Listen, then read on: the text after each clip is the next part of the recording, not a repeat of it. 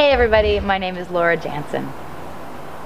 It's not really that hard to find fresh ways to, you know, approach it. I mean, I believe so strongly in the record, and I'm still growing so much as an artist within that record. And we actually did re-record 4 tracks for the American release because I didn't feel like it sounded like a cohesive record until we did that. So I feel like there are new arrangements, and I don't know, I'm still examining my life every day, so I haven't gotten bored with it yet. And the promoting behind it, yeah, I mean, that's part of the job, and I think it's kind of a challenge, but I really believe in it. It's the first time out for me, so I'm still really enjoying the whole process. It hasn't gotten old yet. Good.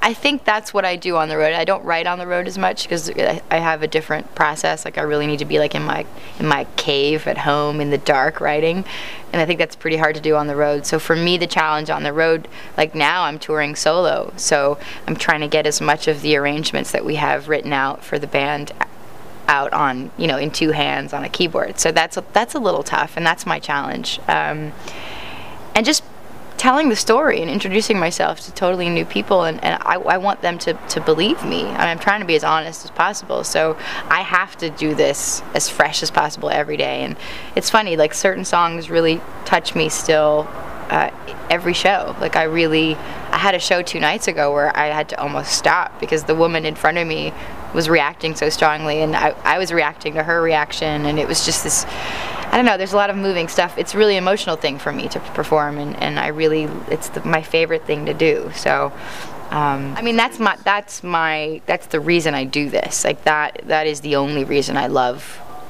being away from home, and you know, all the fear that happens when I get on stage, and all the emotions that I go through on tour.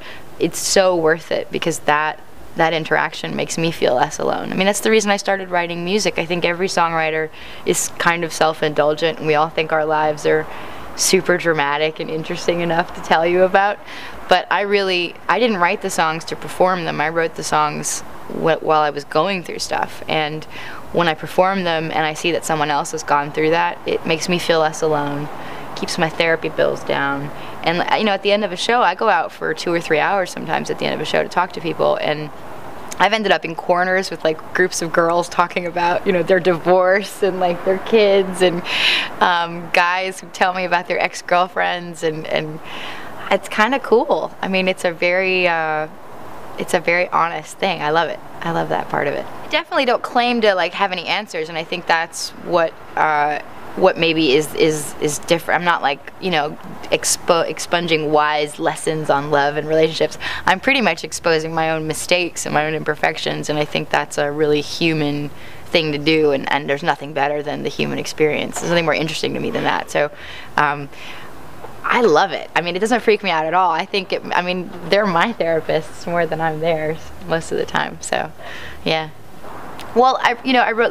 There's a song on the record called Elijah, which I used to introduce as the sort of me recovering from like Catholicism song, and that's how it started. It was a song about, you know, sort of looking at organized religion and how I felt about it. And now it's this song about like breaking the rules and reminding yourself to live as freely as possible. And I often look at my own songs and think, oh yeah, I gotta do I have to, you know, preach what I have to, you know, do what's the expression? Walk the walk, or kind of like, yeah. do as I say, yeah. That kind of thing, you know what I mean? Like, I have to listen to my own advice sometimes, because I write songs when I'm particularly aware of something, and it's a nice reminder to myself. So yeah, the songs change with me. Single Girls is still exactly what it's about, you know, but I like going back to that feeling and looking at that breakup and analyzing it. I mean, that's what I do. I analyze my own life all the time, so I don't mind it. Yeah. Well, the last song I wrote on the record was The End. It's the song I start the record with, and that's definitely indicative of the style that I think the music is going into. It's much more band-oriented, it's much more rhythmic, it's far less ballady, just because I'm growing. I'm learning how to write for more than just myself. I'm learning how to write for a band, and I have all these little snippets of songs that I've been writing over the past 2 years that I kind of knit them together when I go home. That's why my songs tend to change with rhythm and style and meter a lot in my, because they're all separate sections that I've written over time. It's going to be a lot less about breakup because I'm in a happy place. You know, I'm in a good place now. So it's a lot more about acceptance and about bravery. That's what the next record is really about, really stepping into the space that you're creating for yourself. And that's been my lesson over the past 2 years, is just being brave enough to do it. I wasn't for a while, so. I don't know. I don't really have a method. That's just always how I've done it. It's always worked that way for me. I mean, Single Girls came out in one piece, and that was amazing to me, like that it ever happened that way. Bells came out that way in one piece. All the other songs have come together through Fragments, and that's been like a really, that's just my method. I wish it happened in an easier way, but yeah, I'm a knitter of music. That's what I do. Oh man, I mean, the past 2 years have just, I feel like a baby, you know, and I'm not. I'm kind of old, and but I feel like a newborn in this because it came to me so late in life. I was doing all these other things and music. I was never just doing music, and to actually be in the music full time every day, to wake up with it, to play it every night. I mean, the confidence is so much more. The humility. I mean, there are so many people who are better than I am and who have taught me so much. I mean, just how to treat musicians, how to play with people that you've never, you know, rehearsed with, how to play for an audience that doesn't speak your language and get them to understand you lyrically, to come to a new city and find the most creative scene in that city and just dive in. I mean, it's become like a playground for me. I'm really I'm having so much fun with it because I wanted to do this my whole life, and I finally get to do it. So I haven't complained about it yet. There's a reason things happen when they do, and I mean, I've been in the business for 10 years independently, picking up skills and learning and making really bad mistakes and making good choices and bad choices. And now I'm at this place in my life where I know how I want to be represented. I know what I want to say and what kind of an artist I am, and that's a really safe place to be. I mean, I'm surrounded by people who believe in that specific thing and who gave me the shot because of that. And if I had been, you know, 21 and doing this, I might have dyed my hair blonde and gotten a boob job and, you know, gotten some background dancers. And I mean, I'm really glad I'm not in that place. I'm really comfortable with where I am personally. So if you don't like it, it's okay. You know what I mean? I'm not offended if you don't like it. I'm still gonna do it, you know. So it's a good place. I haven't made any like crazy wild decisions because of it, you know. It's better to be in this position. Yeah, it's huge, and I think that sounds so.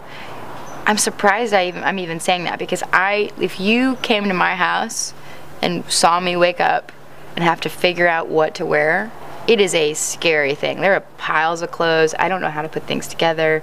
I buy like 40 of the same things. Touring is really challenging because I have 2 suitcases, and I tour for 6 or 7 months at a time in different climates. And I'm a lady. I don't like to just like wear jeans and a tank top on stage. I like to feel really feminine and as though I'm sort of wearing a costume when I'm on stage.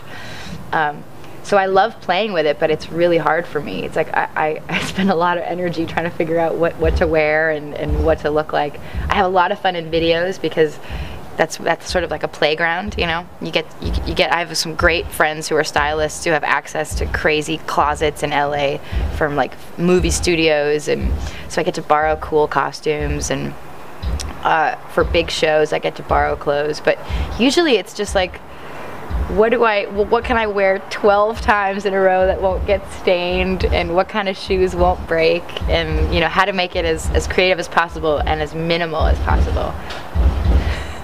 That's a rad sound. This skirt that I'm wearing right now, it's just a simple high-waisted khaki skirt.